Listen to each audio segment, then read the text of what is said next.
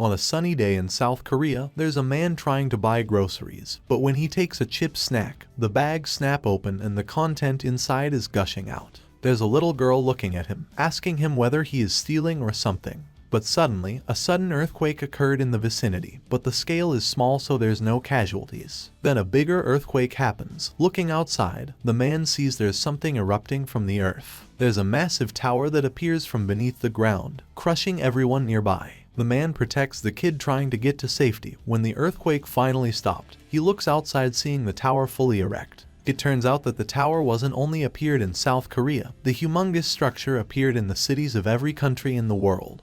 And people call it the Tower of Nightmares. A notification appears on so many selected humans, saying that they have chosen as a tower walker to save the world. Those who jumped into the tower's battlefield after accepting the summons received the blessing of the interface system, which enable them to obtain items and skills as if it were a game. However, they would soon realize that this wasn't a game. The interface system tells them that a tower impact will take place in the world. It also shows the world outside the tower where the people who don't get moved into the tower do a construction work to clean up the mess. The worker then realized something from the tower.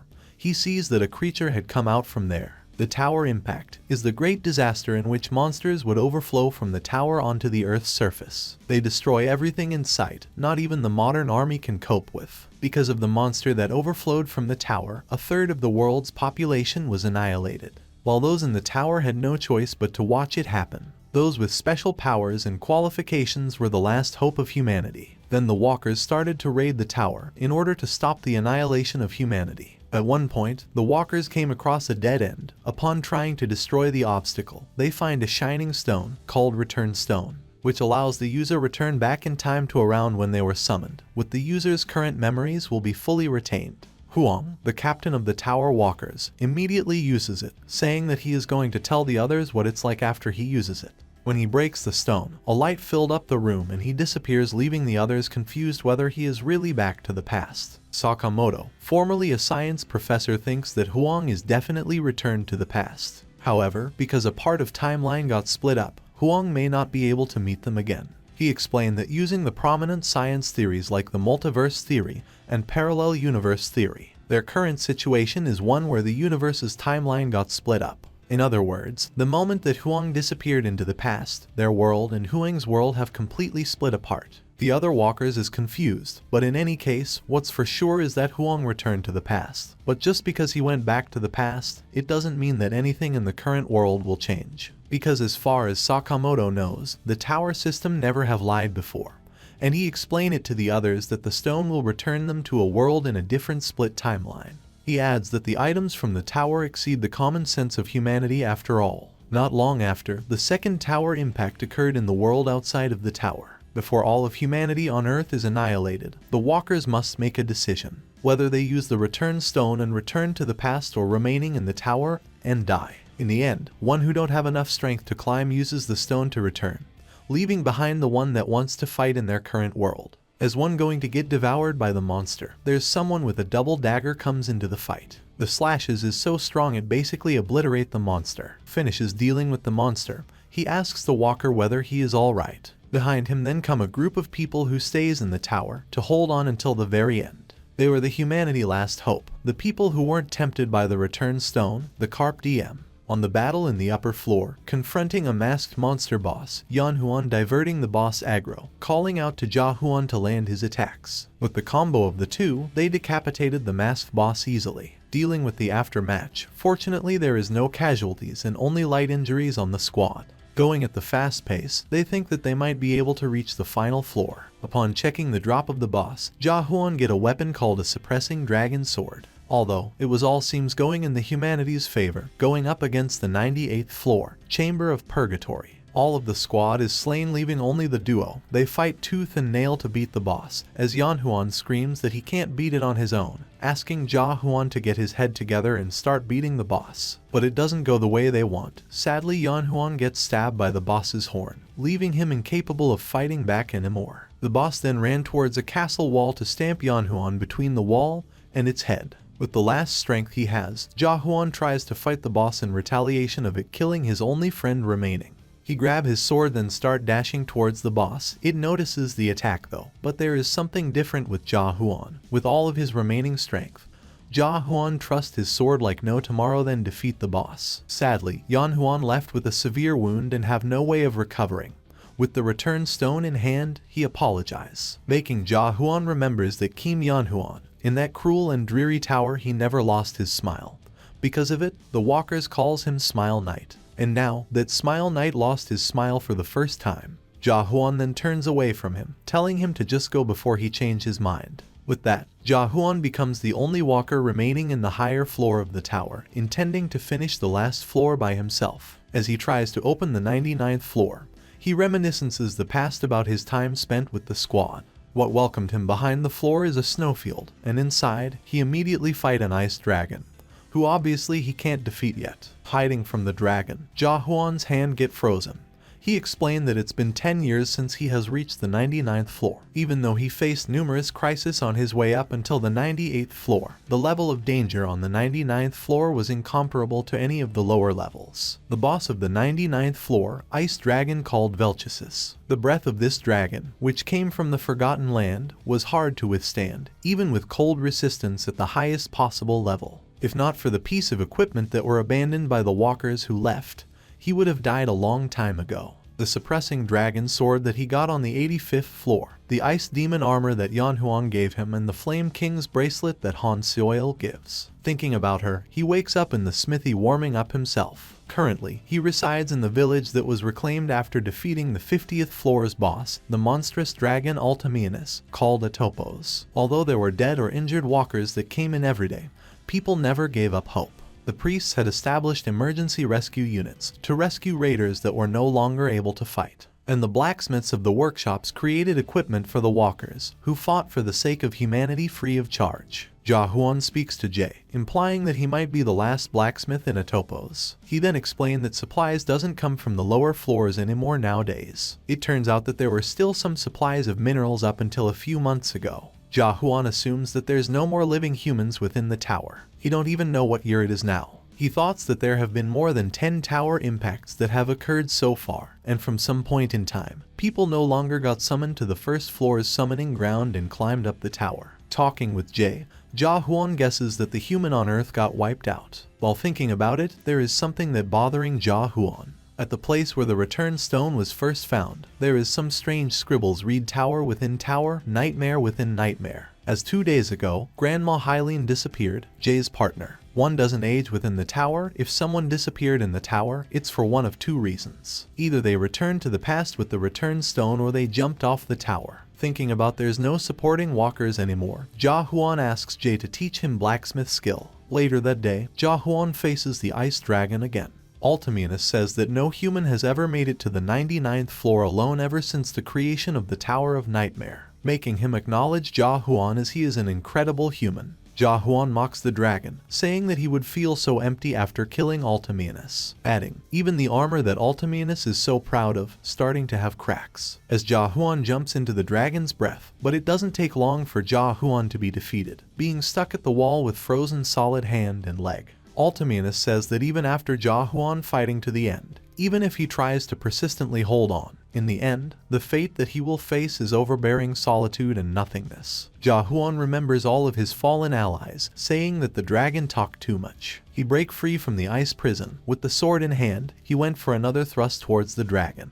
Even Ultiminus mocks him. With only mere thrust he wouldn't be able to defeat the dragon. For Jaehwan, he started raiding the tower later than other people. Because of that, he missed things like hidden skills and classes every single time. That's why he cleanly gave up on other skills and focused on just one, the thrust. He thrusted and thrusted again. After he killed over 50 million monster with his thrust, his comrades thought his pronoun was thrust. He felt his thrust was going through a change. Every time he thrust, it becomes faster, more precise and stronger. As a result, his thrust surpassed a simple motion and started to gain attack power comparable to a hidden skill. And because of it wasn't a skill, he never become tired because it didn't consume spirit power. That's when he scratched the dragon after more than hundreds of thrusts. As Alteminus has enough of it, intending to finish Jaehwan off, he uses dragon breath point blank on him. Knowing that it's too late to dodge, Jaehwan is surprised to see a light into the dragon. It was the same light that he saw on the 98th floor. With that, he gives everything he got, thrusting into the dragon.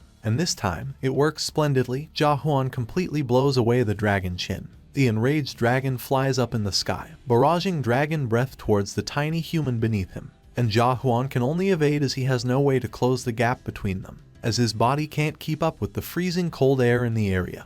Jaehwan fails to run away to recover. The ice dragon lands right in front of him, saying that if there were 10 more humans like Jaehwan, he would be defeated. If only the walkers weren't fooled by the mayor's stone, Jaehwan's fate would have been completely different. Hearing about it, Jaehwan is surprised, then asking about the mayor's stone. But Alteminus refuses to answer and strike Jaehwan instead. Fortunately, even he fails to get any answer from the ice dragon. Jaehwan manages to run away from the fight to recover his frozen body part. Being back in front of the door of the 99th floor, Jaehwan thoughts about the dragon mentioned the mayor's stone.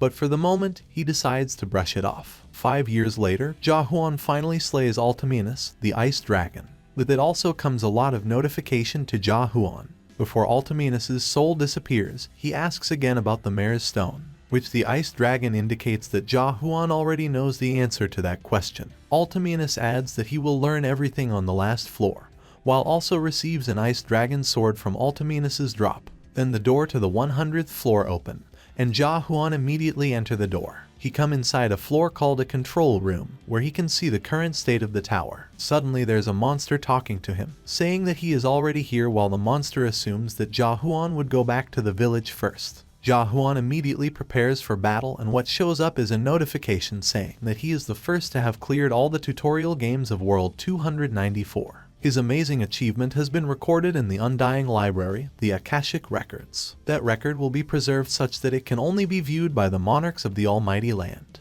Jaehwan is surprised to learn that all of that is only a tutorial, remembering that everyone that ever entered the tower is dead now, and God knows what happened to the humanity outside the tower. A monster with a lion head wearing a full suit shows up, and the first thing Jaehwan asks is who the heck he is. He introduces himself as the demon Beastrain. He is the owner of the Tower of Nightmares that Jaehwan had just cleared. Jaehwan tries to confirm whether all of that is really just the tutorial. Beastrain then shows something to him. It shows the earlier days when Jaehwan starts being a walker. He shows how Jaehwan and his comrades, all the time they spent together and all the fight they have been through. Jaehwan silently watching as the demon reminds him all of that sadness, anger and regrets, adding that it's natural for there to be useless emotions when faced with the past. The demon then offers him to start all over again, adding that it is amazing benefit for Jaehwan, because that would be something that only happens in a novel in Earth, the absolute being who starts from the beginning with all their memories. Jaehwan realized that all of the walker had been fooled by the demon from the start. There's no way for humanity to stop the tower impacts,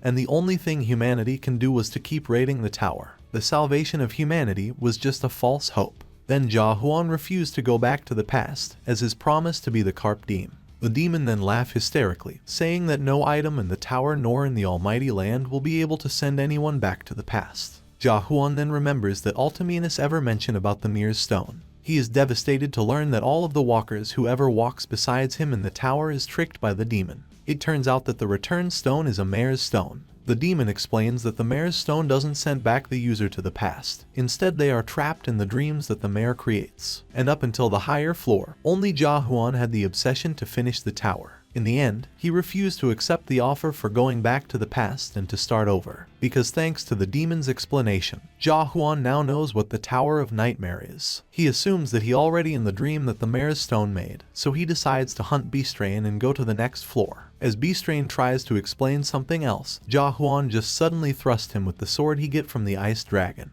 But it seems to be not that easy though, as Beastrain just recover his severed head, and offers Jaehwan anything he wants if he accept the demon's offer. But Jaehwan don't want anything else now, he just want to thrust his way up to the higher floor. The demon even tries to deceive him, saying that since he is already within the dream of the Tower of Nightmare, he shows that the outside world is fine, and all of the tower walkers is in a comatose state. Beastrain also claims that Jaehwan will never be able to win against him, because compared to him who barely manages to clear the tutorial, the demon is completely different entity from the tower monsters. But Jaehwan didn't back down. With the sword in hand, he keeps thrusting. The fight doesn't last long. Jaehwan goes back to the smithy beaten up with potions in hand. As of now, he is the last person to be the walker in the tower and fixing his own equipment. This day marks the 72nd attempt, though Jaehwan has challenged Beastrain every day without rest. No matter how, he can't leave a scratch on the demon. However, Jaehwan always able to comes out alive from the fight. Strangely, the demon wants Jaehwan to be alive, and he doesn't have any intention of killing Jaehwan. That's why, no matter how many years it would take, Jaehwan will not give up. At the control room, Beastrain watch everything Jaehwan does. He reveals that he is a cultivator, and it's a first time seeing something like that. He explained that a cultivator ensures that a product will adapt safely to the almighty land by putting it through a secondary cultivation process so that the product ripens and is enhanced. The primary process is culling undesirable seeds so only the good ones remain, which is done through the tutorial game, which seeks out the good products. With that, the chosen product can begin to truly grow through the real game. Thus, the secondary process is providing the chosen seeds with water and fertilizer and growing them. Beastrain is so ecstatic to learn that his tower able to have such a product, but to think that the product himself refuses to move on to the next stage. It gives him a hard time because he can't kill the product himself, afraid of the consequences that might arise. Jaehwan is a special product for the demon, so the gods keeps contacting him about it. As of right now, Jaehwan doesn't even have any stats to increase, but he's still unable to reach Beastrain. So he questioned the system of the tower as a whole, which makes him feel something. To question the system of the world, he sees something strange that took on the form of fine particle as well as jagged sugar cubes. Each time they changed, they took a different form. That particles were the essence of that world. No matter the form, he instinctively understood what it was. As Beastrain thought about the consequences, Jaehwan appears from behind and thrusting the demon with the black sword. Beastrain keep trying to tell Jaehwan to move to the next phase, but his eyes is set. With a solid determination to kill the cultivator, Jaehwan keeps thrusting and thrusting.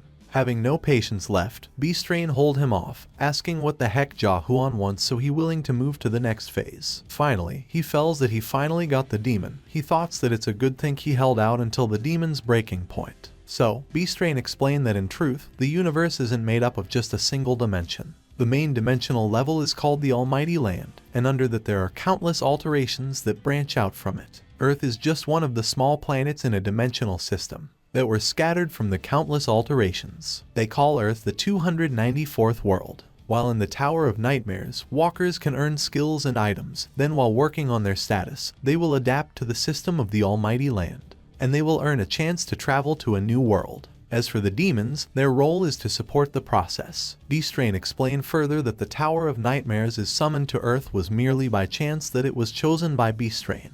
But what Jaehwan asks next is nothing like that. He asks why someone like Beastrain operating the Tower of Nightmares, making the demon flustered. Beastrain tells him that he was volunteering to do it, adding that there are many demons among them that watch over special walkers on different planets. They made a paradise where humans, monsters, and demons can all live together in peace. Jaehwan then asks about the monarch, which Beastrain explained that they are the rulers of the Almighty Land. Generally, the ones who clear the real game and enter the Almighty Land are invited to join their forces. Jaehwan tells the demons that in exactly 10 days, he will leave that place. He uses that 10 days to train his thrust all day long, while the demon keep watch over him. Beastrain is uneasy thinking that he got scammed by the seller of the tower. It turns out that he bought a tower said to be made by a master, but it was only a first generational, which so old that he couldn't tell how old the tower was. With the first generation tower, he can't force to end the tutorial without the consent from the walkers. So, the only thing he can do is to wait the promised day to come. And on the 10th day, Beastrain gives a prompt notification to Jaehwan asking him to end the tutorial phase. Instead of ending the tutorial, Jaehwan thrusts the demon again, confuses Beastrain. After being able to see the particles, Jaehwan thrusting motion had become unstable. But every time he thrusted, he felt a strange sense of discomfort. He felt as if a certain sense was awakening,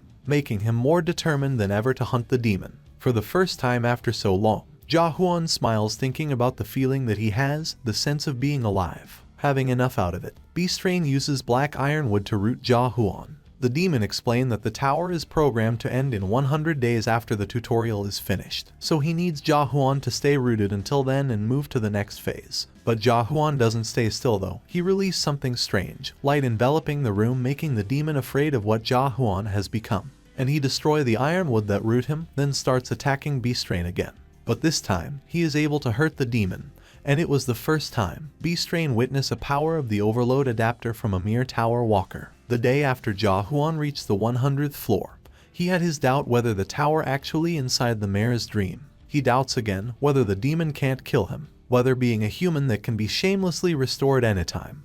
The essence of the word was being torn apart, and the chatter started. At the end of his numerous doubts, he reached a place where there were no longer any doubts. He pierced through understanding. At this moment in time, all of Jaehwan thrusts manages to hurt the demon, and it enraged Beastrain. He temporarily lifted the agreed restrictions, screaming that he won't go easy on Jaehwan anymore. The demon's counterattack is indeed several times fiercer than before, and he deeply cuts Jaehwan up. Beastrain expresses how amazing Jaehwan is for being able to adapt to round 2 shortly after he finished the tutorial. But he claims that is the limit for a human. He keeps attacking Jaehwan with no gap, wounding him more. Jaehwan doesn't just take the attack though, he also keeps thrusting his sword. As he keeps thrusting, he approached 10 billion thrusts. Beastrain keeps running his mouth, saying that Jaehwan needs to participate in the actual game anyway, adding that attacking the demon, the one who will be losing out is Jaehwan. That's when he reached the 10 billion mark. As he thrusted for 1 billion times,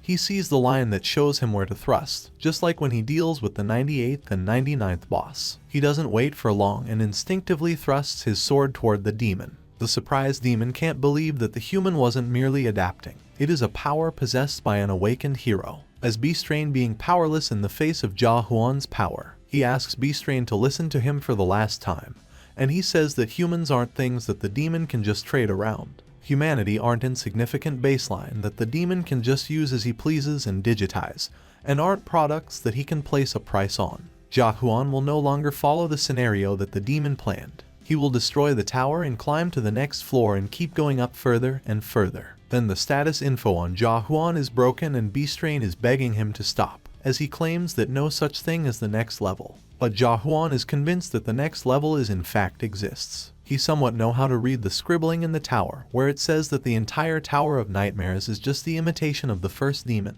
the top of the illusion tree. At this point, Jaehwan knows that the tower is placed at the root of the illusion tree, so he is sure the next level is the trunk. Then if he can break through the ceiling, that's when he can go to the next level. All kind of notification from the tower says that an unexpected error has occurred while calculating. When it tries to find the remaining tower walker, it finds that no walker exists within the current Tower of Nightmares, and the tutorial game has completely ended. Jaehwan then wakes up in some kind of tropical forest, where he claims that he found the next level. Appear in front of him a pack of wolf, with sword in hand, he stand there readily to slay them all. Yet, with a slight thrust he easily split the wolf in half, and the wolf's leader appears, which makes Jaehwan thinks that a slight thrust won't be enough for him. Well, he uses normal thrust and he split open the wolf to pieces. Harvesting the horn from the wolves, Jaehwan thoughts that the monster there were weak, but he doesn't know it yet that he is just broken. The next thing that comes out is a horde of green ant, saying how dare that a mere human harvesting the Tentahorn horns. The ant then attacks him, but because Jaehwan able to understand them, he doesn't immediately slay them. Instead he tries to stop them and threaten to kill them if they dares to attack him again. Well, in the end, he massacred the whole pack of ant, and he left one alive to ask him question. But the ant instead mocks him and Jaehwan tortures him, telling him to speak in a way that he can understand. Then, instead of getting tortured more, the ant just bit his own tongue.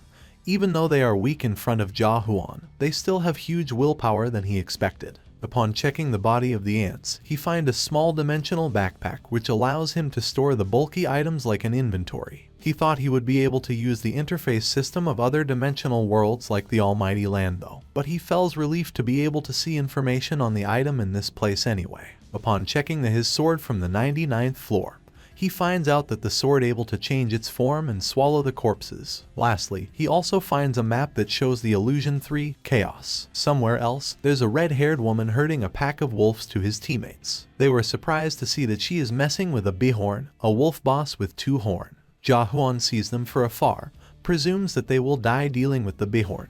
He knows that the woman is the strongest among them, thinking that she might scam them or something. As a red bulky man prepares his attack, the woman claims that she will help him. Instead, she punches him in the face, though the beehorn right in front of him going to devour him to pieces. With a single thrust, Jaehwan saves him, breaking open the beehorn's skull. Upon talking with them, Jaehwan let them take the beehorn's corpse, while on the sideline, the red-haired woman is anxious about something. It revealed to them that Jaehwan is just someone passing, yet it still confuses them. On top of that, he can't speak the language of that place, which is weird for them. From behind, the red-haired woman tries to check Jaehwan out, but her skill unable to see his status. So she tries to speak with him, telling that there are less than a handful of adapters throughout Chaos who can kill a beehorn with just a thrust. She asks who Jaehwan really is and where did he come from.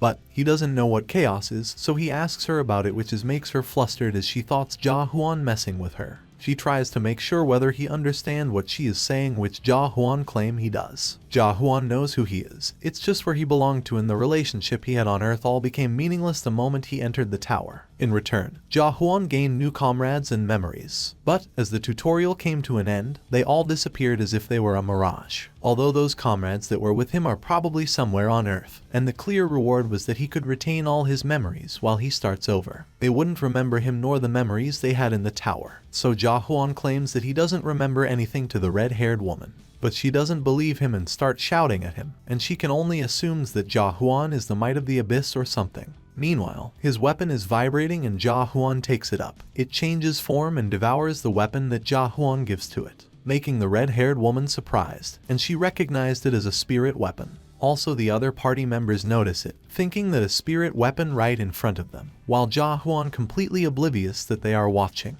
The red-haired woman can't believe that someone like Jaehwan ruined her mission to eliminate the leader of the party. In the end, she offers him something, so she asks him whether he would like to hear it or not. The woman introduces herself as Mino. She gave a simple explanation as to what Chaos is. Both Jaehwan and Mino then talk about the party. It turns out that they are a heinous group of guys that belong to a clan named Black Fox, and she asks him to kill them. Well, she tells him that Jaehwan will find out soon, because they will definitely go after him. When the night falls, the leader says that they will stop and camp there, as they might provoke the horned monster if they move. Jaehwan knows that based on the maps, the village is not too far from there, so he wants to see what they are going to do. At this point, he is a second stage awakened, which enable him to use comprehension on items, or matter in Chaos. While the other members talk to themselves, they evaluate that Jaehwan's spirit power is low, even lower than the leader, so they assumes that Jaehwan can kill the beehorn only because the help of his spirit weapon. Meanwhile, Jaehwan is confused as Beastrain claims that items in the Tower of Nightmares isn't that impressive, yet to think that people are after it is beyond him for now. One thing for sure is he knows that Chaos is not the almighty land. When the Black Foxes are finally moving, Mino tries to warn Jaehwan, but he just lay down there. She asks him to use the spirit weapon to get rid of them, but Jaehwan claims that he doesn't have it anymore though. He says that he lent it to someone else, as the person claims that he wanted to take a look during his night watch. Then the leader mocks him because now Jaehwan doesn't have the weapon anymore. He wants to get rid both of Mino and Jaehwan so he can go back to sleep. Mino is mad, calling them all kind of thing, and releases her power, while Jaehwan is excited that he finally able to see her true abilities. They come with eyes full of bloodlust as they can easily beat both of them down easily with number. But, with a swing of her hand, Mino able to eliminate two members in an instant. She grabs a black dagger and throws it to another member so hard to satisfy her anger, as she says sorry for throwing it too hard. As of right now, she expresses how angry she is, and from that point on, she asks them to come at her at the same time. The leader suspicious about her before, but now he is sure that Mino is the Witch of Massacre. He asks her about who commissioned her to assassinate in the dark forest, and she doesn't regard him that much, saying that the Black Foxes have killed countless non-adapter, so naturally, Chaos is filled with people asking her to kill them. So, the leader uses the Jaehwan's spirit weapon, with more Black Fox members show up behind him. It turns out that he also calls out to his master, saying that if the spirit weapon can easily falls into his hand, he shouldn't have called the master. Plant, the clan master of the Black Fox, is a third stage adapter. He reveals that half of the Black Fox members has gathered just to hunt Jaehwan. Mino thoughts how a true honor for her that he does that. She then calls out to Jaehwan, apologizes that she can't protect him now. She gives him an escape stone, where it looks like a return or mare's stone. Mino explained that it's a stone of escape. If Jaehwan uses it, he can teleport to the nearest fortress, and she only has one of them, telling him he should use it. Jaehwan asks Mino if there were a way to go back to the past. Would she go back? She said that of course she would never go back. She has lived too hard to go back. If she die, she will die today, and she will never go back to the past. That's when Jaehwan step up, saying that Mino won't die today, unsheathing his sword and starts killing the Black Fox's member. The leader uses a spell to buff his member, and fire appears on the member's body. Yet, they are simply get massacred by Jaehwan. When Jaehwan reaches Clint, his chest just simply gets split open by Jaehwan. And behind him, the red-haired man who has Jaehwan's sword. As Jaehwan approaches the man, the red-haired man just kneel there serving Jaehwan the sword. Now, with the spirit weapon in hand, Jaehwan uses a slight thrust and massacre the whole Black Fox's member. Surprises Mino, because initially she thinks that he was a fool for letting them take his sword, and just an idiot who was insensitive to danger. But that was not true, because Jaehwan is just simply too strong. She then asks him again about his true identity, and he says whether she already forgotten, adding that she already know who he is. He teases her, asking whether she also lost her memories now, making her flustered. So, she asks about the escape stone that she gave to Jaehwan, but he refuses to give it to her, saying that he doesn't have it anymore. The truth is, Jaehwan already destroyed it. A little later, over a bonfire, he looks at the sky, feeling how peaceful it is, while Mino is freaking out looking for the stone, saying that because of one clueless man, she need to look for it in all kind of places. Jaehwan then says that as he thoughts that Mino is already know about his identity where he is a human.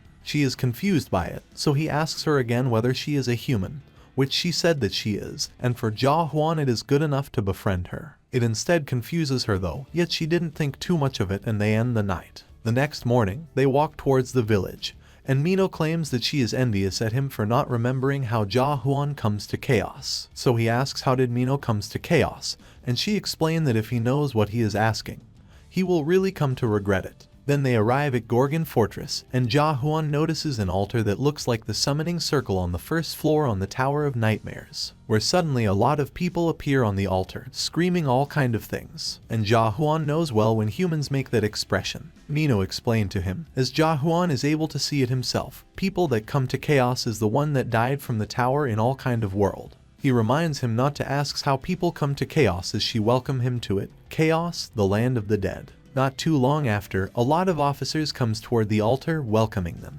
They bring a blanket and the captain tells his men to line them up and take them straight to the speech hall. Turns out that Mino recognizes the captain calling out to him, James. She tells him that she happened to come to the fortress, and since they recognized each other, she asks him to just let her through. But James refuses her though, explaining that the situation has changed a little, as not too long ago the higher up changed the policy. So, those who want to enter the fortress must present a certificate. She then bribed the captain with a horn from the Bihorn, which he gladly accepts. Next, he asks Jaehwan about the certificate, which he doesn't have anything like that. Mino then teases him, saying that she will help him if he says please. The captain explained that he can't enter the fortress if he doesn't have a certificate, so Jaehwan tries to grab something from his clothes. That makes Mino worries, wondering whether Jaehwan is planning on killing all the guard and massacre his way into the fortress. Knowing what kind of person Jaehwan is, Mino thoughts that he might really do it. But, as Mino tries to cover for him, there is a person calling out to them, asking what is happening in there. It turns out to be the manager of the cleanest checkpoint in Chaos, Northern Checkpoint, Chief Stubborn, Carlton. Arriving right at the front of James, Carlton asks him to explain what's going on. So he explained that Jaehwan wants to come inside even though he doesn't have a certificate. Carlton then tells him that of course he can't go in. But when Jaehwan asks why, Carlton reads the law that forbid him in doing so. It is also his power though, which bind everyone around the vicinity, making them kneel. It's called the Gorgon Restraint Act. But, with a swing of his sword, Jaehwan breaking Mino and himself free, explaining that he is not interested in Carlton's law or anything. He then adds that he don't need the certificate, as he will prove his identity himself. But Carlton ignores him though. He uses another law act, releasing a white chain trying to bind Jaehwan. Again, he is easily break free from the chain, which surprised everyone. In the end, Jaehwan asks whether he can just do what Minos did to the captain. It makes James pale white, feeling shocks and afraid that he might be exposed. Well, Jaehwan just throws a thing to Carlton without giving a single care to the others or Mino. Noticing the thing, James shouts to Jaehwan saying how dare he tries to bribe the chief, suggesting that he should be executed. but Carlton hold him off, saying that he was waiting for Jaehwan, the messenger of the Greens. Checking on Mino's soul corruption, the devices recommends her to take medication as soon as possible as her soul corruption has exceeded 15%.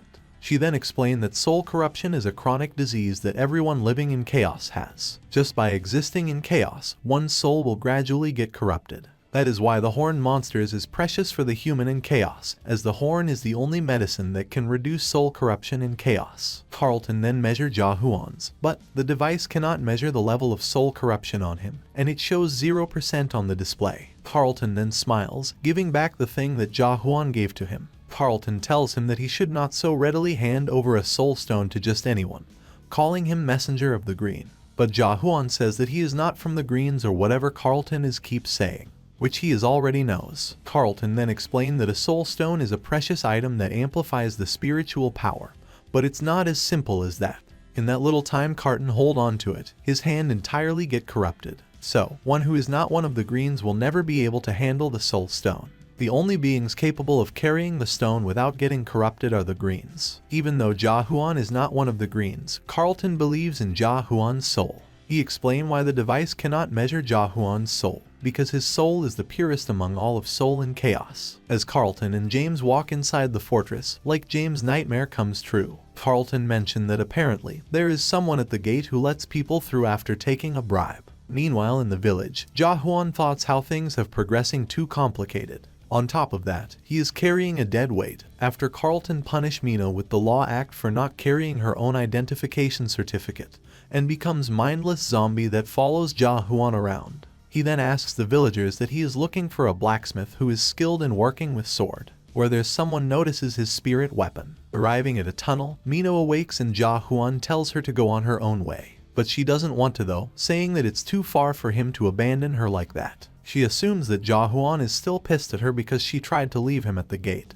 but she only meant it as a joke. He then says that it's enough for her as he has now been guided to the castle. From there on, she will be a hindrance, because Jaehwan and Mino are different, and again, he tells her to go on her own way. But, just like a couple fights, Mino decides to follow him anyway, asking him whether he knows where he was going. Looking at her, Jaehwan reveals that he is going to find the nightmare. It turns out that she might know one place where he might be, then they agree to go there. But before that, he needs to deal with the people that follow them, as there are some guys who have got some business with them. There are a group of thugs asking Jaehwan to give them the sword, but he just blatantly refuses it. While it's going on, Mino instead mad at the youngest thugs, where it is obviously the biggest person from the group. Jaehwan had enough of it. He thrusts at the thug's hand, he aim a little up from the group, to warns them. As it is annoying to him, he asks them to attack together quickly. The leader is mad that his cute youngest's hand get cut off, so together they attack Jaehwan. But he didn't kill them though, instead he just knocks them out. Mino teases him whether he knows something else other than thrust, which Jaehwan says that he doesn't. He basically spent 15 years of his life to thrust his sword. She then wonders why he misses his thrust earlier blowing up the roof. It turns out that he notices someone was using some hidden skill over on the roof. So Jaehwan decides to scare him a bit, because it was annoying to him. A little later, they finally arrive at the smithy called Twilight's Fall. One of the apprentices, who was in charge of talking to customers, came and greeted them. It was a young, healthy-looking man, saying that they are quite busy that day. Even if you put in the order today, it will take some time. Inside, the apprentices are all excited looking at a sword made from a quadhorn's horn, and they offering themselves to work on the jewel slot. He adds that one that succeeds will become the deputy owner for the day. The owner, Michael of the smithy, allows them to try, yet even after they takes turn, they fail to even make a scratch into the sword. As Michael mad at his apprentices, Jaehwan sneaks into the smithy and says that he will give it a try. Michael underestimates Jaehwan, saying that even his apprentices weren't able to do it. Yet, with his point finger, Jaehwan stabs the little sword, making a hole in it, spinning it around, and claims that he become the deputy owner for the day. But, as Jaehwan plays with the sword, it crumbles to pieces, surprising the whole smithy, and makes Michael angry with him. Though he is mad because the cost of the horn for the material is so expensive, and Jaehwan breaks it just like that. So he frowned, and apologizes for what he did, because he fails to break only the part where it's needed, instead he breaks the whole thing. That makes Michael angry, asking Jaehwan to compensate him for the material. So he takes out a horn that comes from a pentahorn, and Michael gladly accepts it. He even blushes looking at the massive horn. Then, he tells his apprentices to close the door and takes Jaehwan to his personal smithy and expresses that it's the best facility in the whole Gorgon region. Jaehwan took out another horn.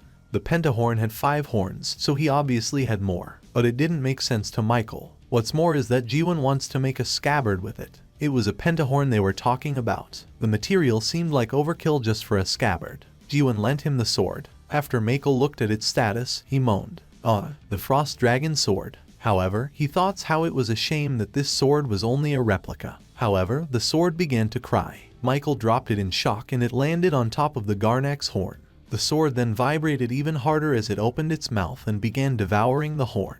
Now Michael knows that it's a spirit weapon. The Frost Dragon sword began glowing as it finished eating the Garnak's horn. He expresses how he is witnessing a lot of fascinating things today, adding that the sword is evolving. But now they don't have the material anymore as the material had been devoured by the sword. And Jaehwan says that it's okay, adding that he has more, then took another one out from his backpack. Michael stood in front of the Garnak's horn as it was the first time he was given a chance to process a Garnak's horn. So, Michael asks Jaehwan with what he can do to help, shape or form. Where he answers that he will leave it to Michael, though he looked surprised. He proclaims as the Master of Dawn will show Jaehwan what he is capable of. At the same time, within Gorgon Castle, a middle-aged man in clean, formal clothing coughed as he drank his tea. The man in dark clothes bowed his head as he kneeled in front of the middle-aged man, reporting that they lost their target, adding that he doesn't know how his team got defeated, he just got knocked out and he woke up lying on a roof. The man in black robe is 3rd stage adapter. If a 3rd stage adapter with a master level, high-rank stealth skill was in hiding, it was hard for even higher-ranking adapters to find out. But the target had found him and easily knocked him out without him knowing. The middle-aged man said maybe he was at the 5th stage. If he was at that stage, the man needed to be prepared, adding that they'll gather more men, and determined to find him no matter the cost. At that moment, a deep thud came from the underground cell below the castle. It was a slight tremor, but the middle-aged man, who was a high-ranked adapter, was able to feel it. Then he heard a faint, long scream coming from below. He frowned. "Master, please hang on a while longer."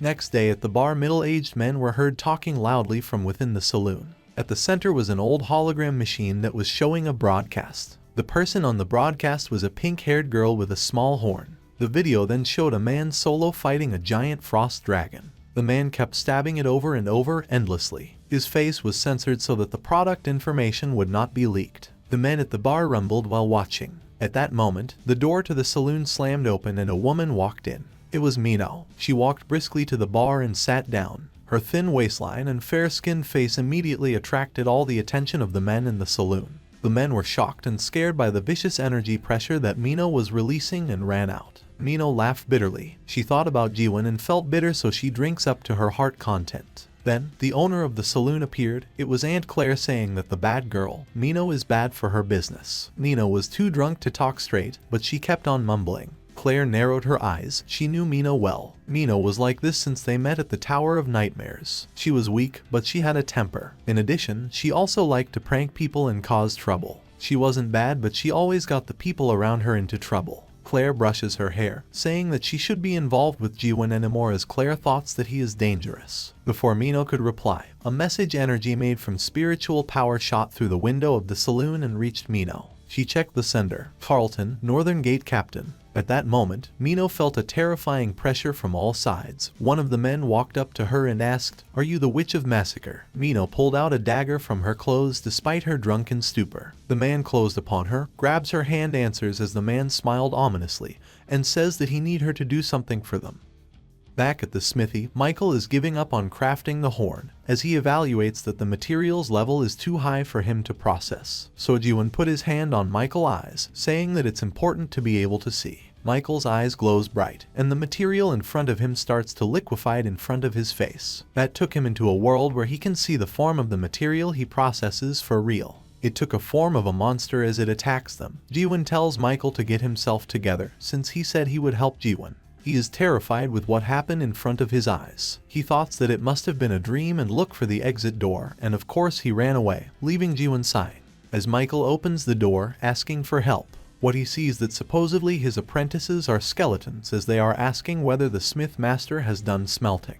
The panic Michael witness another being that speaks to him, calling him as the foolish one, and tells him that he doesn't deserve to see that place yet. With his hammer and chisel, he was facing the monsters without any skills. The monster attacked Jaehwan and he attacked back. The monster screamed and spat blood out from its body, but it didn't seem to be bothered. It was enjoying it. Among such chaos, Michael was shocked and afraid. In the end, Jaehwan broke the horn and they ended up talking about the past event regarding the owner of the smithy. Jaehwan then touched the horn with his hand. The surface swirled as if it was reacting to his touch. In the next moment, something unbelievable happened in front of Michael. The particles that his finger touched were dug up as if something had eaten them. Jaehwan shook his head. Michael focused closer. That reminds him to when he learned smithy in his younger days, as his master explained to him that he won't exceed human limits.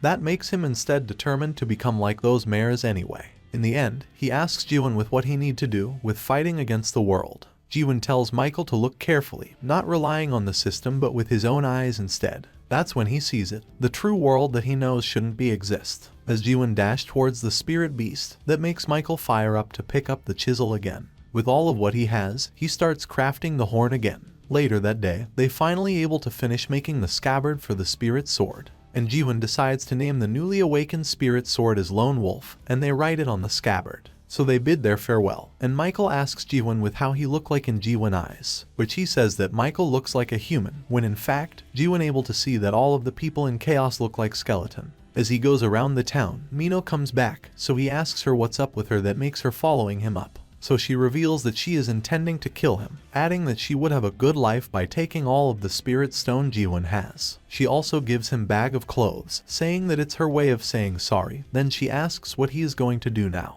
At this point, Jaehwan already knows on how to meet the mayor, so he intending to meet him to asks about the Illusion 3 and how to get to the abyss, adding that he is not coming back after, saying that after all he is a human, which makes her mad, asking who does he think he is to say such a thing.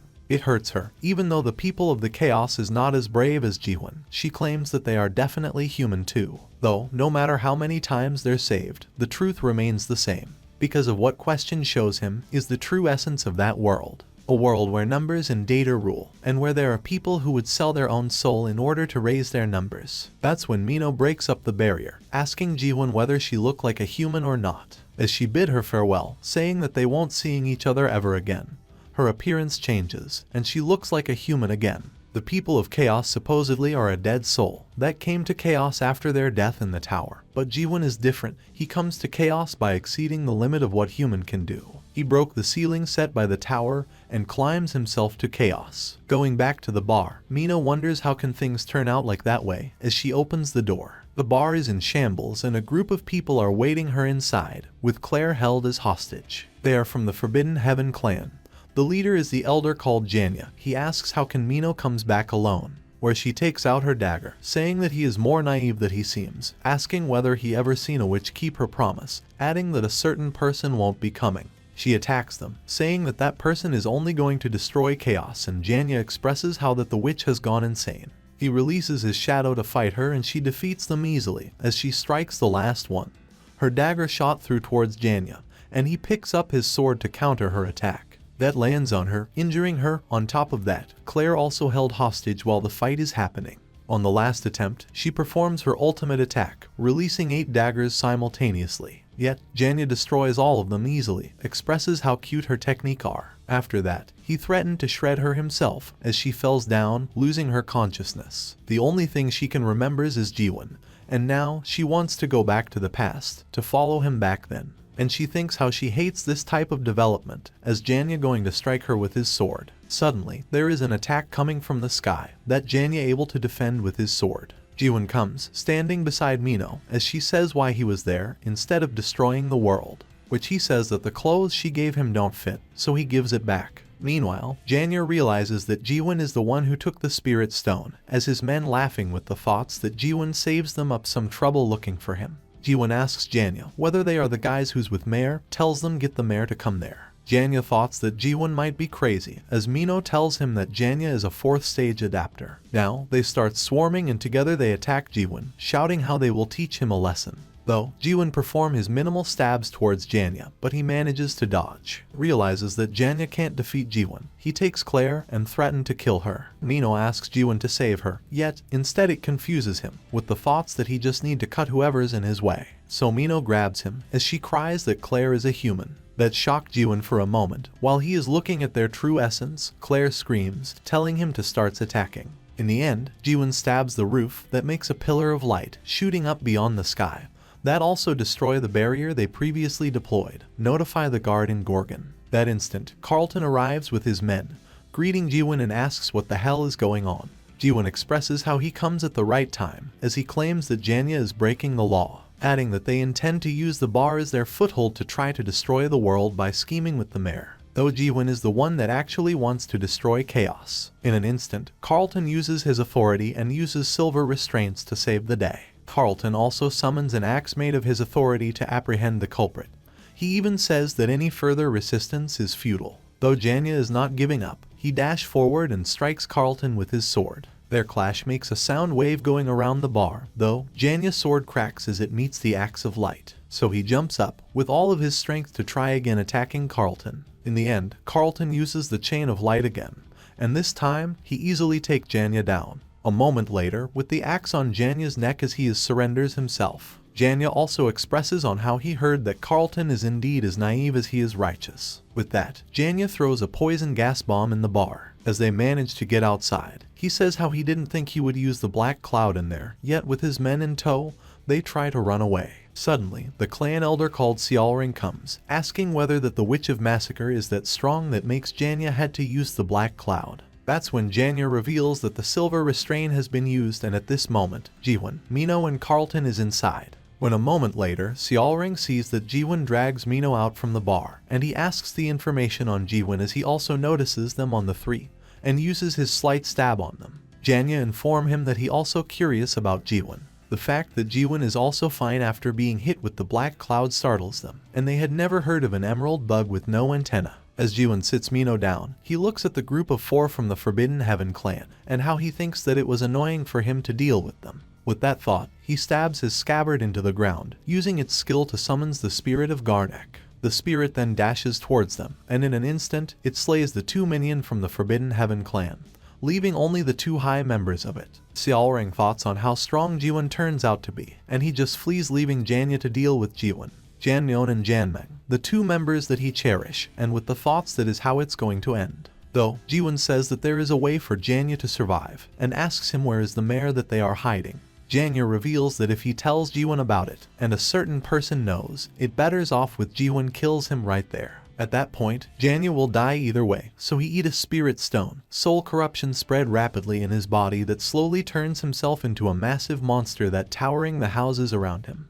The people called it the Dead, as it rampaging on the people it sees. With its claw, it stabs and absorbs the life force of the people. Inside of its consciousness, Janya sees the truth of the world he knew of as chaos. He expresses of what good dignity in a world like that would be, while also feeling relief from his fear of dying. Suddenly, he feels Jaehwan's presence as he turns around, saying how sneaky Jaehwan is. That surprises him, leaving him wondering with how can a human exist in that world. While Jaehwan is wondering himself with how can he can't figure Janya out with question. Well, it doesn't really matter for him, and with a single stab, he jumps toward the dead. Using a slight stab, he beheaded the monster. That's quite disappointing for Jaehwan, as he needs a person from the bar that knows where the mare is. Then he goes back to Mino. A moment later, they manage to evacuate Mino and Carlton from the harmful black cloud. But even though Carlton looks alright, it cannot be said the same with Mino, as the soul corruption spreading through her quite fast. Carlton orders his men to alert the inner fortress while Mino asks Jaehwan to kill her while she is still sane.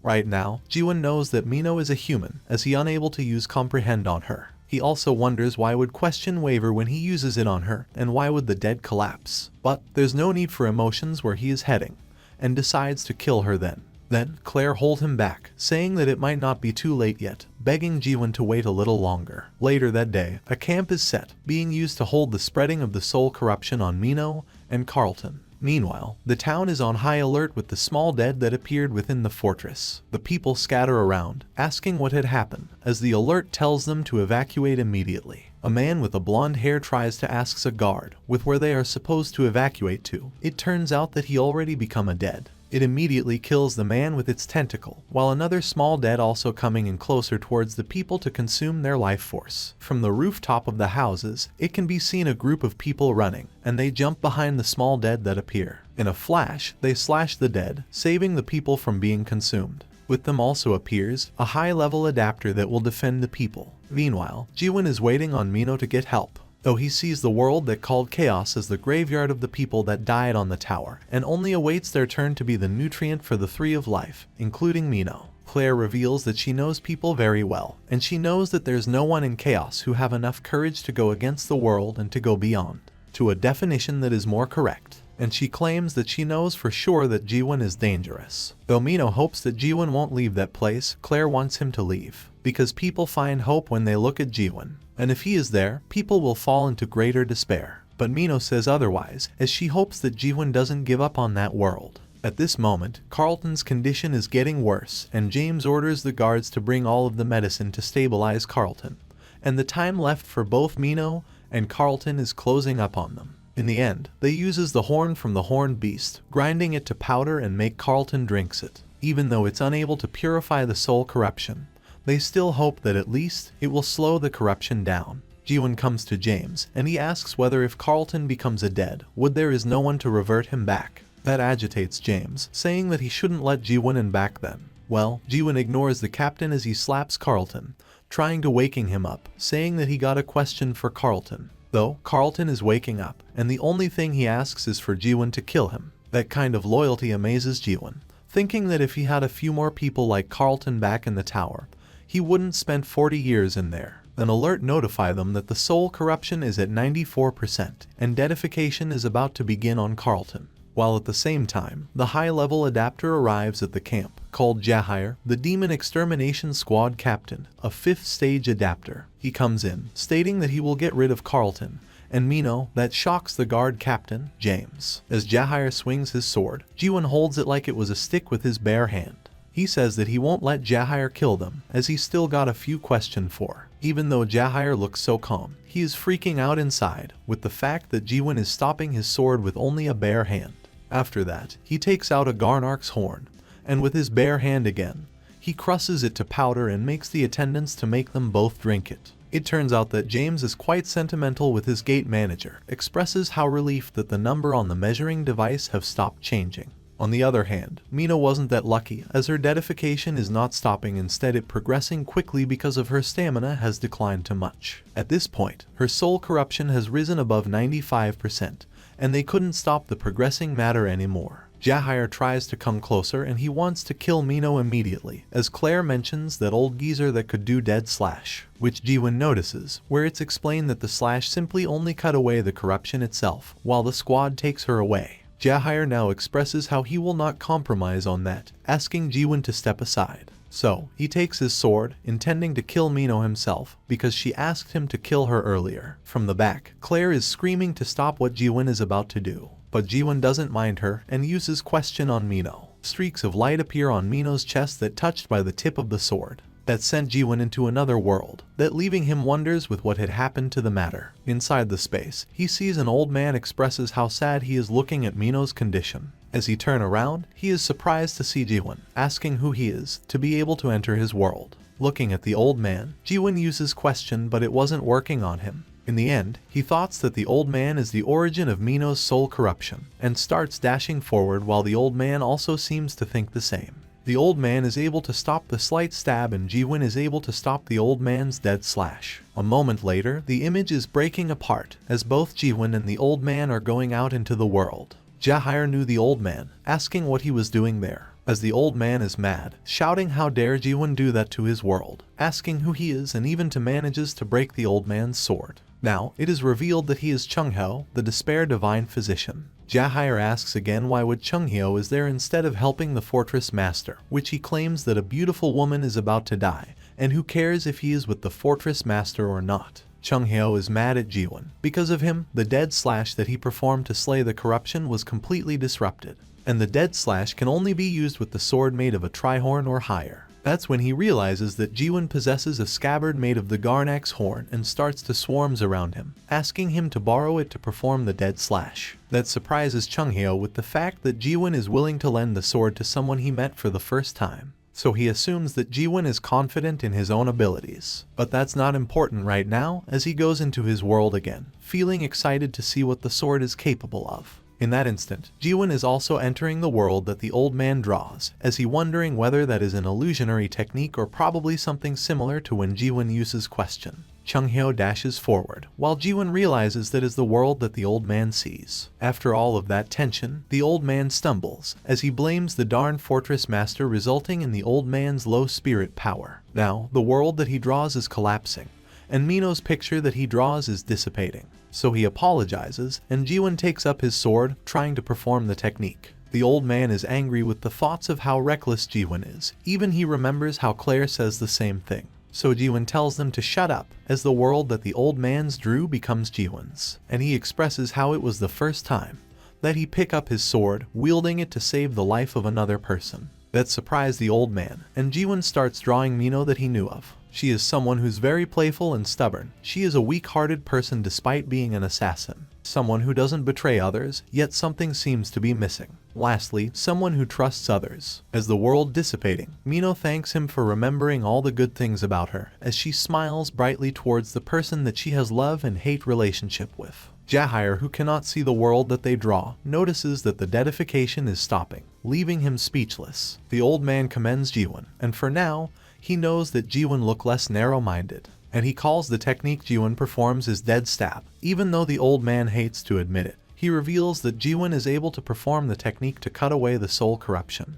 Chung Hyo explained that his dead slash is not a skill, so that's why no one in Chaos able to learn it. He assumes that Jaehwan is a being that more like the divine physician, which is an awakened. It is then explained that an awakened existence that lie outside of the standard and the system's rule. They are an extreme minority among humans who obtain an extreme strength miraculously after rejecting the system's adaptation. People who possess the strength to totally overthrow the composition of powers that belong to chaos. Even in all of the almighty land, there are only a small number of known awakened. That's when Jaehwan feels excited with the thoughts that if someone able to perform a technique to cut away the soul corruption to save the fortress master, while at the same time, another group of the fortress come in, saying that he has gotten permission from the inner fortress fort, telling people to step aside. He was the Dark Shadow Squad Captain, a Stage 5 adapter. The Dark Shadow Squad Captain pays respects to the emissary of the Emerald Bug, Jaehwan, and asks him to follow the captain into the inner fortress. A few moments later at the fortress, Jaehwan finally meet with Chiver, the person who in charge with the internal matters of the Gorgon fortress. Jaehwan then reveals that he is not the emissary of the Emerald Bug, which surprised the Shadow Squad captain,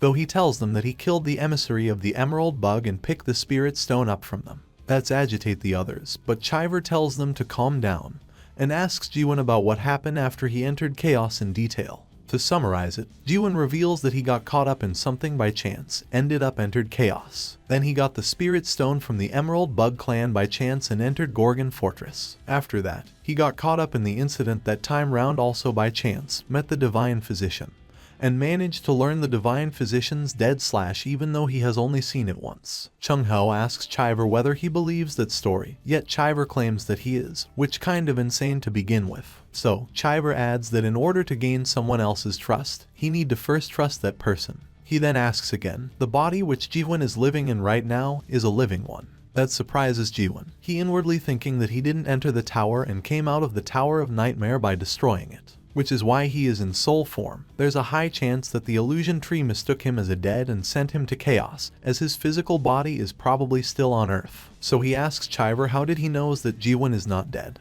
Then Chiver explained that no one in Chaos would describe their own death as Jaehwan did. And he asks whether Jaehwan doesn't want to reveal his identity due to something like he is being threatened by someone, which Jaehwan says that he doesn't. In the end, Chiver apologizes to Jaehwan, revealing that for the last 4 days, Chiver has sent his subordinates to monitor him, which Jaehwan already knows, that Chiver already expected as well. He then pull out an information window on Jaehwan. Chiver reveals that he is much stronger than the fortress thought, so it was pretty hard for them to monitor Jaehwan. Though, it's not like they didn't gain anything out of it. The information of Jaehwan is, his danger level is SS. His power level cannot be estimated. and known damage caused around 380 million horns worth. In the end, Chiver asks whether Jaehwan knows what others call someone like Jaehwan is. Chung Hyo shouts that he is a crazy person. Even Jaehwan agree and expresses how he has no idea that Jaehwan is a hero or a villain. Chiver then says that Jaehwan might be a hero to some and a crazy person to others. People are calling him by various nicknames.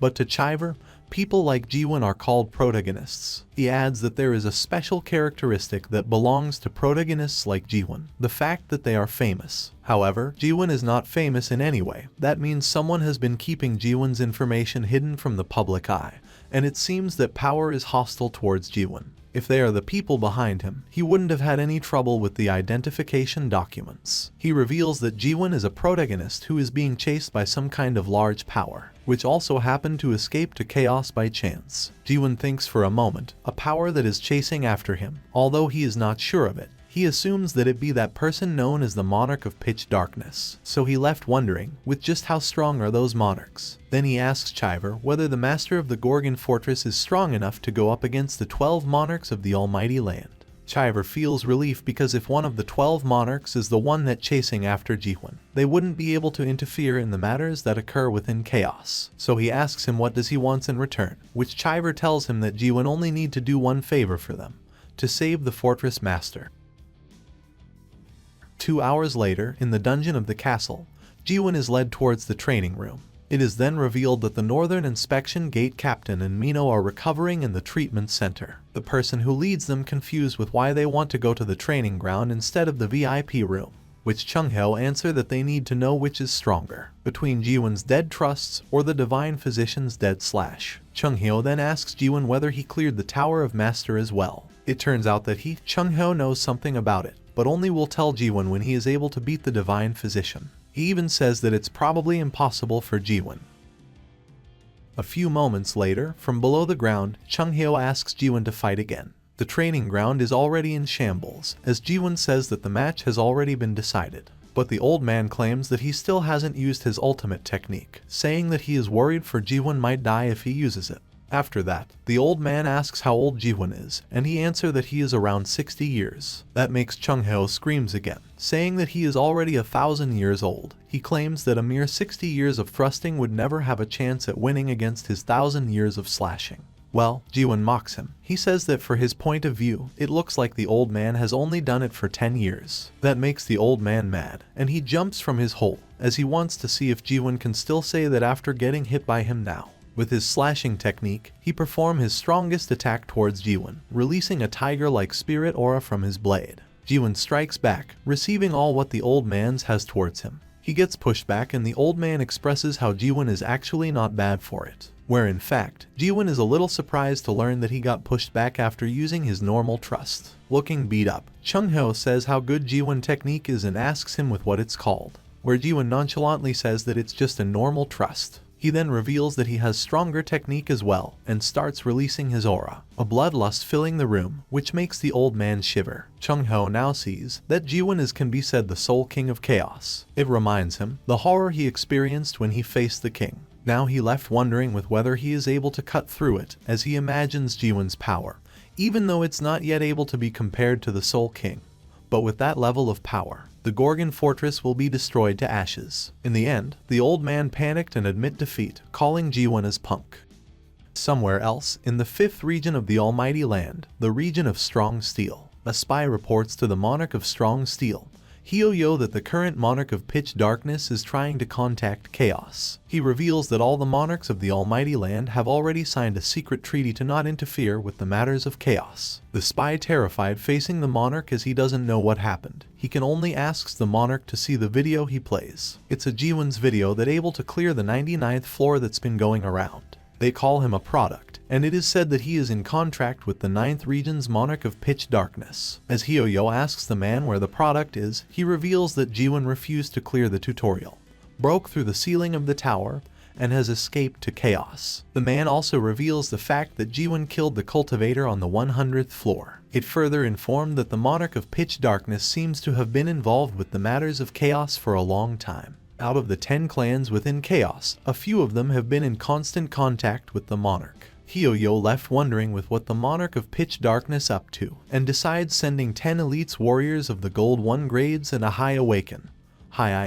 It turns out that he knows Chung Hyo, as he also wondering if Chung Hyo is doing well. Well, at the Gorgon fortress, he screams at Jaehwan begging him to stop, as he grabs the spirit sword. And Jaehwan says that he heard the old man, and tells Chung Hyo to get down already. Laying on the ground, he asks what kind of bastard would be able to do such a technique with only just a thrust for 40 years. And Jaehwan reveals that he done about 1 billion thrusts, as he also reveals that he is doing thrusts not only with his sword. That surprises the old man, as he feels the sharp and alien energy that comes from Jaehwan. Though it wasn't anything like pressure, it's a thrust that carries a horrifying hostility toward chaos. Now he knows that a 60 years old kid in his eyes, Jaehwan has become the thrust himself, and is thrusting toward the world every second, and even at this very moment. Jaehwan then mentioned a contract that they agreed on before the duel, and it stated that the loser has to grant the winner a wish. So they take a walk outside the fortress, where he explained things one by one. The towers such as the Tower of Nightmare, made by the mayors, and they have ranks from F to S, but among the mayors,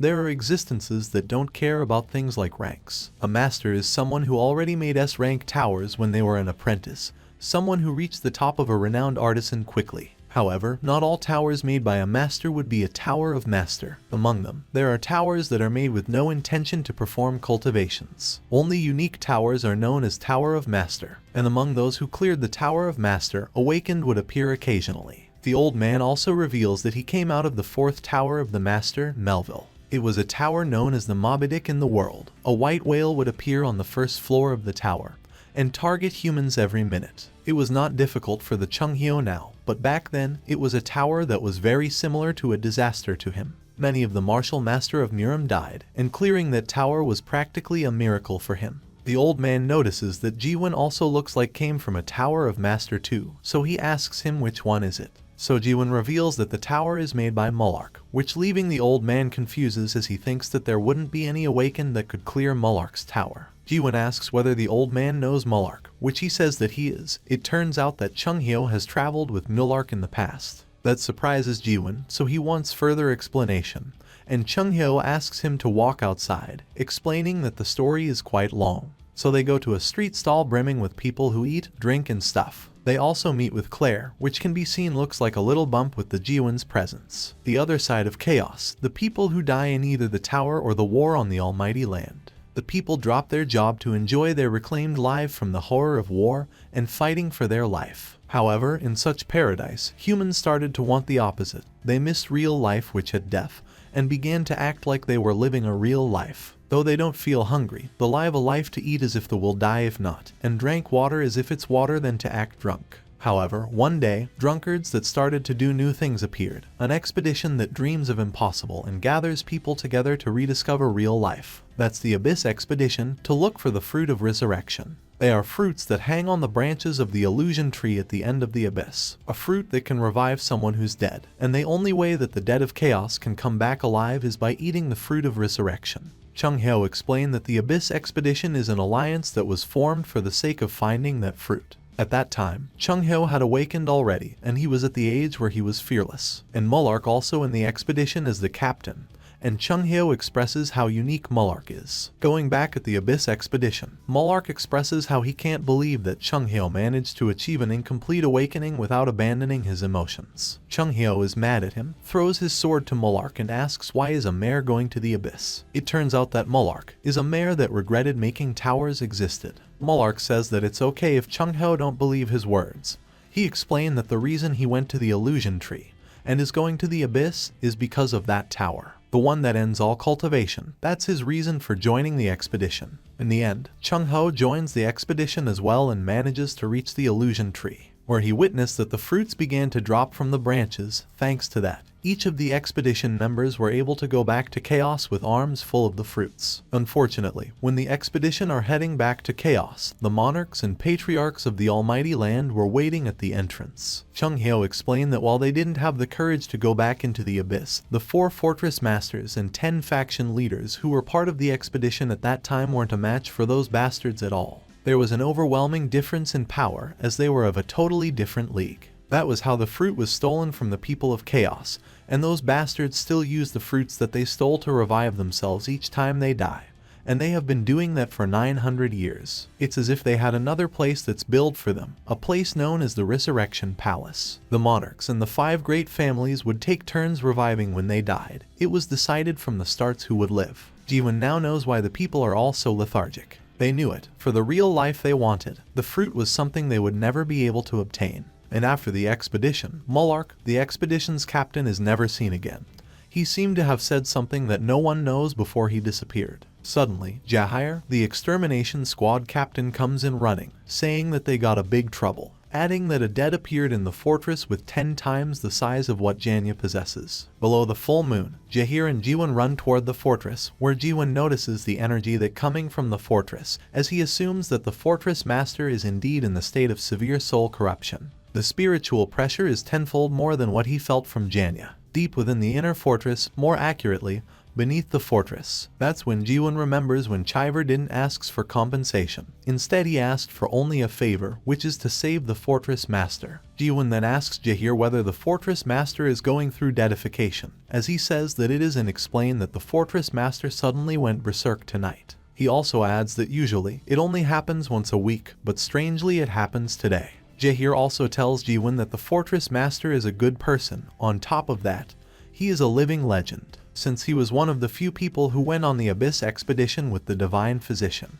As both of them land with the old man in tow, suddenly there is tremor from within the fortress. The dead aura is extruding further and stronger from deep below the fortress. Not only that, also appear the Disruption Tower Captain and the Despair Tower Captain. One that's short and uses a hammer as a main weapon, and one that's kind of tall and uses a spear. They greet Jaehwan and the newly residents of the Chaos, as Jaehwan asks them to step aside. But they refuses to do so, saying that's going to be a problem, adding that they have their orders. They intending to go against the wishes of the heaven, while they wear an emblem, saying that the only heaven they have is the forbidden heaven. In an instant, they dash and jump on top of Jaehwan and Jaehwan. As they stamp on the ground, Jaehwan pushes Jaehwan aside to prevent him from getting hurt. At the moment, Jaehwan is able to hold his ground against the 2 captain that strike him. That makes him think, as he didn't expect the Forbidden Heaven clan to have people in the fortress. He expresses how the outer fortress captain had underestimated him, saying that they shouldn't think that they are still the same as they were in the past. He tells them to go back, and if they do, he says that the fortress master will forgive them. The Despair Captain asks him which fortress master is, whether Jaehwan talks about the thing that's bound underground. It turns out that the fortress master can't even control his own strength, and he can't even distinguish between good and evil. The Despair Captain says that isn't the heaven that they served, and he asks the Demon Extermination Squad Captain, Jaehwan, whether he's still serving that thing despite seeing the current situation. Though, Jaehwan believes that the fortress master will return. The Despair Captain says that is precisely why conversation won't work between them, as the Disruption Captain swing his hammer, going to bash Jaehwan's head. That blow a massive hole in the fortress ground, as Jaehwan gets slammed on the ground. The duo says that if Jaehwan had been a little smarter, they wouldn't had to fight like that. Though, the 2 of them are just 4th stage adapter, and there's no way they could defeat a stage 5 adapter like Jaehwan. Their growth is weird, as if they were deadificated, and Jaehwan shouts to Jaehwan telling him to run away. But, as he shouts, Chung Hyo gets thrown into his face. Jaehwan throws the old man as he says that it's the revenge for pushing him earlier. The 2 captain asks whether Jaehwan is the one who's able to perform the dead slash, and they starts to talk to themselves. They mock Jaehwan for having such a small size, thinking that he is weak and all. But, in an instant, Jaehwan appears behind the Disruption Captain. He doesn't even unsheath his sword and goes for a punch. That single punch blows the hammer users away, slamming him into the wall. Notices that Jaehwan is quite strong. The Despair Captain starts using a defensive stance. Now, Jaehwan mocks them back, saying that they have too many openings for them to call that a defense. Jaehwan throws a low blow to the Despair Captain, yet he manages to still stands up and even goes for a counter-attack, which Jaehwan evades. The Despair Captain throws tantrum as he attacking Jaehwan. In that instance, Jaehwan also can feel a stronger energy as compared to just then, and tries to get his head around it. Looking at the Despair Captain, saying that someone like Jaehwan will not be able to save the Fortress Master, let alone getting to him. There, Jaehwan realized that the power comes from fear. which makes him feels how ridiculous that is, that they are trying to betray others with only that level of abilities. Though, Jaehwan says that he can't save the fortress master as it was the old man's job. However, killing the two turncoat captain would be a different story. He jumps up towards the despair tower captain, ready to whoop the captain's asses. Meanwhile, at the dungeon of the fortress, the aura extruding from the deadification fortress master is not stopping. Chiver with the other high officials of the fortress gather, watching nervously as they can't believe that after only one day the dead slash has been used, the fortress master already going berserk. Though, the divine physician was there in the morning, and they already confirmed that the energy had calmed down. Chiver left wondering why the fortress master suddenly went berserk. If only he had 1 month more, they would be able to ask for Jaehwan's help after a few trial. But to suddenly happen right after the dead slash is too suspicious. Chiver then suspects that there are people there who know who Jaehwan is. He knows it for sure that there have been traitors among them. Chiver reminds himself that before shit hit the fan, the fortress master wanting to check the outer tower to see the people who's able to control soul corruption even though he is not from the Emerald Bug clan. Chiver tries to persuade him to not go by himself and send the captain instead, but the fortress master insisting to go himself. The fortress master then boasts himself, saying that he is the person who has survived that battlefield, the expedition incident, though he comes back infected with the soul corruption, and immediately went beyond help. For now, Chiver can only suspect that Mayhan that did it, but he doesn't have the proper evidence to back it up. Then, Mayhan tells the people around to eliminate the fortress master as the corruption get extremely worse. Chiver tries to hold them off and tells them to wait for the divine physician, but Mayhan says that the dead slash can't win against the corruption, and he offers to charge at the fortress master together and perform dead seal. Chiver still attempting to stop them, yet the Dark Squad captain comes in with the spirit stone in hand.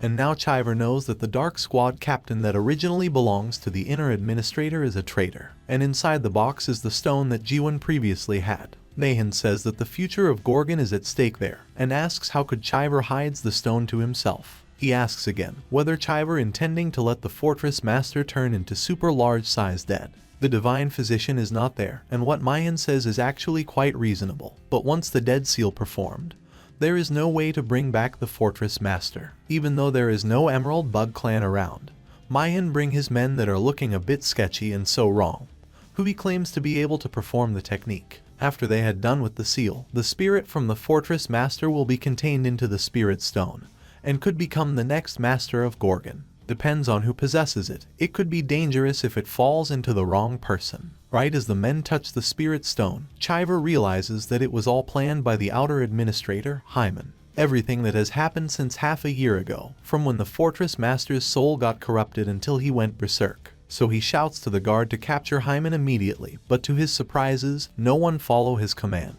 Chiver falls into his knees, losing all of his strength, realizing that all of them are all in on it. Then there is nothing that he can do anymore, as he inwardly apologized to the fortress master, adding because that they weren't able to protect Gorgon. He cries his eyes out as the men perform the dead seal to the tied up, berserk fortress master. Suddenly, the ceiling smashed wide open with a thrust, though it quite make a blow into the dungeon.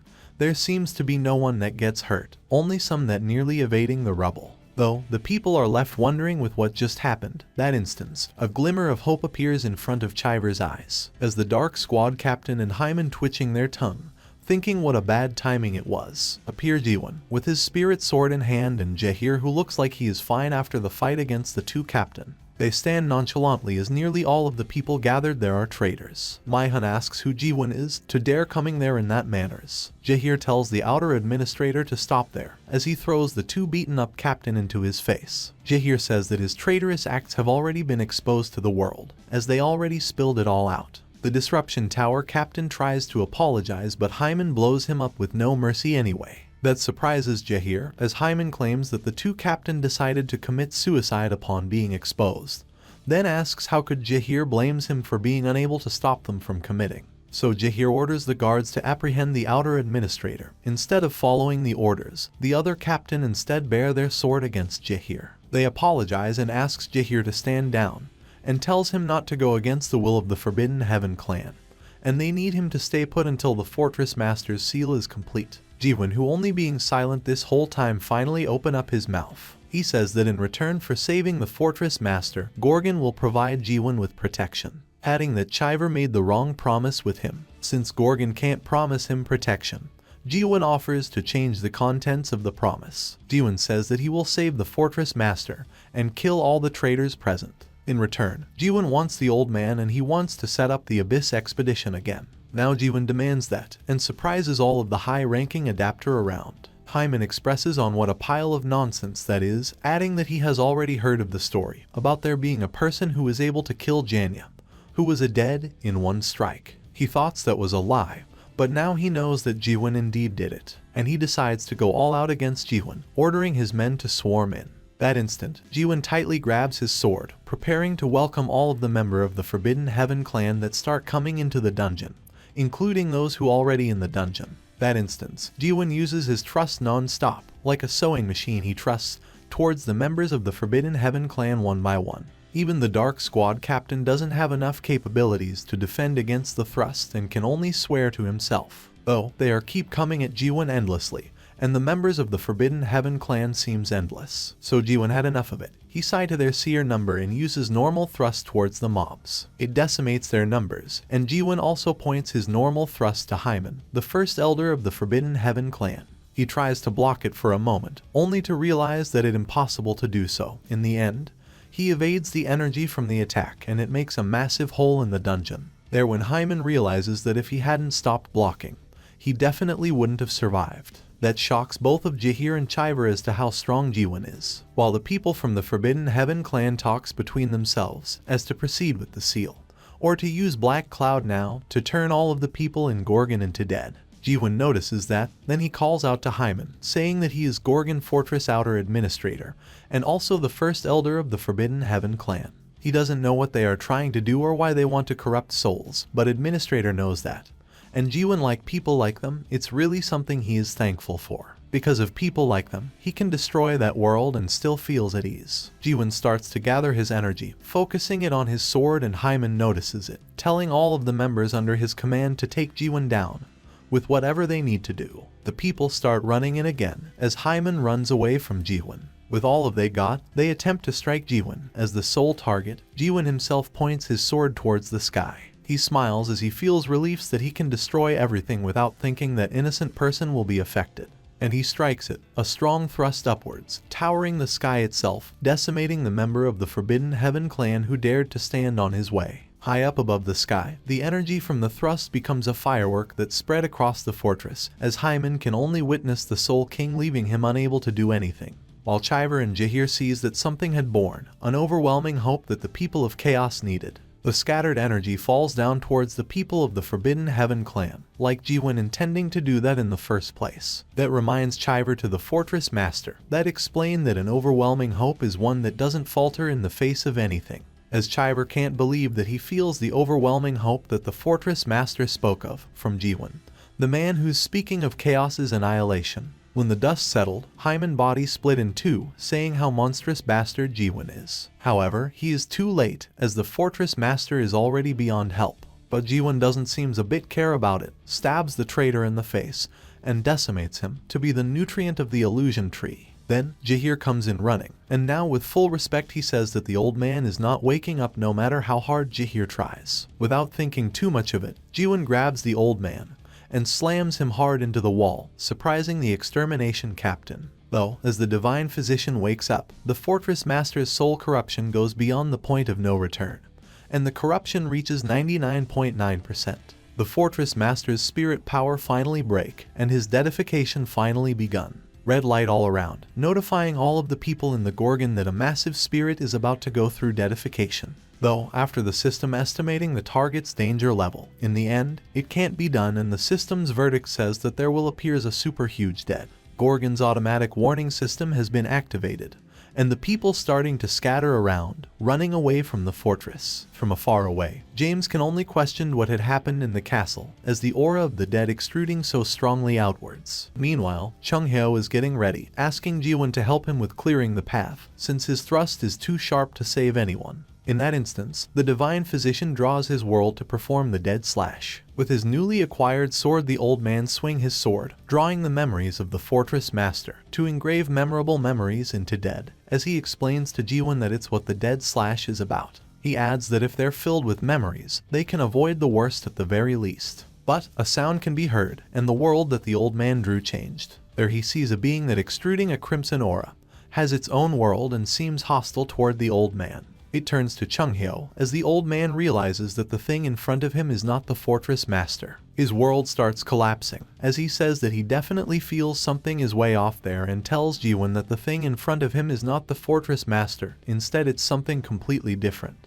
Then, the body of the fortress master starts breaking the chain that bind him, with his deep crimson eyes, the thing that supposedly is the fortress master. Chung Hyo drenches in sweats as the master's body swiftly awakens into completely different being. Jaehwan knows that it's something stronger than any being that he faced in chaos. Once he descends into the ground, it sends shocks toward Jaehwan and Chung Hyo, as he expresses how surprising it is, and how he never thought he would be able to descend into the world with the master's body. In the end, the invincible Gorgon's fortress master become a dead too, as he sees the familiar face, Chung Hyo. The thing speaks to him, saying how an incomplete awakened Chung Hyo still in chaos after 900 years ago where he found the fruit. Now, the old man terrified to look, as he realized that the thing that possesses the master's body is the master of the dead palace that's in the middle of chaos. One who also the only being that's able to open the door leading to the abyss, the Soul King, Catastrophe. Jaehwan uses question, but all he could see was deep darkness. That being in front of him wasn't human, and it wasn't a dead. It wasn't alive or dead, but it also didn't look like an object either. Jaehwan can only left wondering with what the heck is the thing in front of him. Catastrophe summons his magic, striking the two-person who tries to save the fortress master. With just a flick of his finger, he erased the old man's world and summons his own world. Catastrophe then looks at Jaehwan, saying what an interesting human Jaehwan is, as he possesses a heart despite having completely awakened. Though Jaehwan is still not phased, while Chung Hyo lost all of his power on his leg. The Soul King's authority, Dead Descent, he definitely uses it to the fortress master, and it's only his clone of him. Yet, even then, his power is still so overwhelming in front of the old man. Suddenly, Jaehwan speaks to Chung Hyo, saying that he has failed, adding that he is thinking of killing that thing now. Catastrophe smiles, asking whether Jaehwan really just say that he will kill the Soul King of the Abyss. He twists his neck, expresses how interesting the human in front of him is. Though, Chung Hyo assumes that Jaehwan must be kidding, saying that not even Mullark could do anything against the Soul King. Even though it might be a clone, that power still is overwhelming. That's when Jaehwan tells the old man not to be scared, as he claims that he can beat the Soul King. It impresses Chung Hyo with how Jaehwan is so calm when facing the impossible, as Catastrophe laughs hysterically. He tells Jaehwan to give his best shot as the king summons his sword from his mouth. He grabs his pitch-dark broadsword, saying that Jaehwan is a foolish awakened who possesses a human heart. It is the Void Sword, a fearful weapon that turned half of the expedition squad into dead in an instant, which shocks Chung Hyo as he can't believe he is seeing that sword again. Catastrophe dashes toward Jaehwan as he manages to dodge it, while Chung Hyo was thrown aback with the wind gush. The king spoke, saying that he has seen eyes like Jaehwan's, eyes that says Jaehwan wants to go into the abyss. That surprises the old man. He doesn't know what happened in the fortress, while he also doesn't know any information of the kid in front of him. Chung Hyo knew that the kid in front of him is mysterious, but he never thought Jaehwan would want to go to the abyss. The king shouted, as he seemed to be really excited, saying it's amazing that there are one who wish to reach the end of this world, even to this day. But it's not enough. Jaehwan is not even close to that mare he knew of as Mullark. The king's movement became faster. Jaehwan had not laid a successful strike against the king yet. The king was moving much faster than Jaehwan's slight thrust. Catastrophe manages to grab Jaehwan and swing his sword, intending to split him in two, though, with the king's swift speed, Jaehwan miraculously evades the attack. While at the same time, he focused his energy into his sword and performed normal thrusts to the king. Now, Jaehwan already gotten rid of an arm, as he thinks of the next thing he need to do, but in a flash, Catastrophe already come into Jaehwan's face, going to strike him again. Fortunately, Jaehwan sees it, and manages to dodge it again. What comes next is the Void Sword swinging wide to Jaehwan, as he evades the attack, but he feels his hand that got struck by the sword turned into a dead cell. Then, he focused his energy into the tip of his sword and strike his normal thrust. But, as if the king wasn't originally there, he strike back with a vertical strike towards the puny human in front of him. That blasts Jaehwan several meters away, as the king says that corruption is basically a disease of time. With just a single scratch from the Void Sword, several centuries, even up to millenniums, would pass by, and souls that can't withstand time would grow old and become corrupted and become dead. Jaehwan is unfazed. He cut away the corrupted part from his hand. That makes Catastrophe expresses how impressive Jaehwan's mental fortitude is. To think that he cut away part of the soul that's grown old just like that. However, that's all there is to him, the king claims, as he spew void swords one after another, totaling 10 swords in his possession. But Jaehwan did not falter. 10 normal trusts clash with the king's 10 void sword. After Catastrophe takes a closer look, he knows that Jaehwan's sword is a mere toy made by the mayor from the mayor's tower. He says how impressive Jaehwan is again, for being able to hold off using only a mere toy, as the void sword lands on Jaehwan's shoulder and leg, where he immediately cut away the corrupted cell on his body. The king is not stopping. He strikes again, as Jaehwan received the attack with his unsheathed sword. He thought that the Soul King, Catastrophe, is really strong. He could not measure the opponent's strength. He could not see his weakness even through his awakening skill. Without that skills, his understanding would not work, and all he knew was that the being in front of him had lived for countless years. Still, if Jaehwan continues to fight like that, his soul wouldn't be able to last. No matter how many times he tries, he can't focus because the matter that he sees are messing with his sights. Jaehwan's unique world is a world that he remembers as those who have disappeared and recreate them with his imagination. And each awakened has their own unique world. The world is made by a keyword that they get when they awakened. It's something like their desires or emotions. A strong awakened can pull in more beings into their own unique world. In that case, he strikes away the king's sword, and he tries it. He summons his own world from his imagination. An eerie eye appears in the sky. A moon with a swarm of crows pecking away at the moon eye, spilling blood to the ground, feeding the world with lava-like substance. It was hell. Jaehwan was living in hell. His world was made of hatred and rage, a world that destroyed all worlds. Now the king is able to see Jaehwan's world as he exclaims how interesting it is. The king's voice became even more excited as Jaehwan comes into the king's face and stabs him into his mouth to stamp him into the ground. Now, Jaehwan finally able to see. After he summons his world, the particles are finally gone. After unable to move, Catastrophe summons dead tentacles from his body, rotting Jaehwan up, and says that Jaehwan is just constantly charging at the king without even knowing how to end the fight. He slams Jaehwan to the ground, breaking it apart like a titan's step. He holds the puny human flat on the ground as he says that the one who doesn't give up on his hatred. And it's been a while since he has found an interesting existence like Jaehwan's. He summons his void sword again, going to strike Jaehwan, ending him right there, while saying that it was fun, but it's a pity that it has to end. Suddenly a jolt of lightning comes into Jaehwan. His eyes glows bright, and suddenly a stroke of light appears, striking the king right in the middle of his face. The strike slashes the king in half, while Jaehwan saying even though the fun was over for the king, he is just getting started though, and he unsheathed his spirit sword from the scabbard, as it glows bright in blue. The king wasn't taking it lay down low, as his body gets disintegrate. He changes form again, saying that Jaehwan would never be able to touch the king's body. He grows massively, into a monster with 4 legs. Also appeared a crown made of the void sword on his head, and his strike became the void sword itself. Jaehwan evades him to the left, as the strike falls down with no mercy just because he is a puny human. Catastrophe is a monster, stronger than anything Jaehwan's has ever fought. On top of that, the speed of that thing is faster, as he strikes Jaehwan again, slamming him into the wall. That strikes Jaehwan so hard, making him throws up blood as it comes into him again. But this time, Jaehwan manages to evade the attack and appears behind Catastrophe and goes for a thrust. Yet, the king manages to turn around and deflects the thrust as he spoke, saying that he has watched beings try to build the world for millennia. They all climb to the top of this tree to appease their own curiosity. He asks if Jaehwan is trying to find some kind of an answer from this world of his, and what exactly Jaehwan's question is. But then, the king sees Jaehwan's world as it interesting.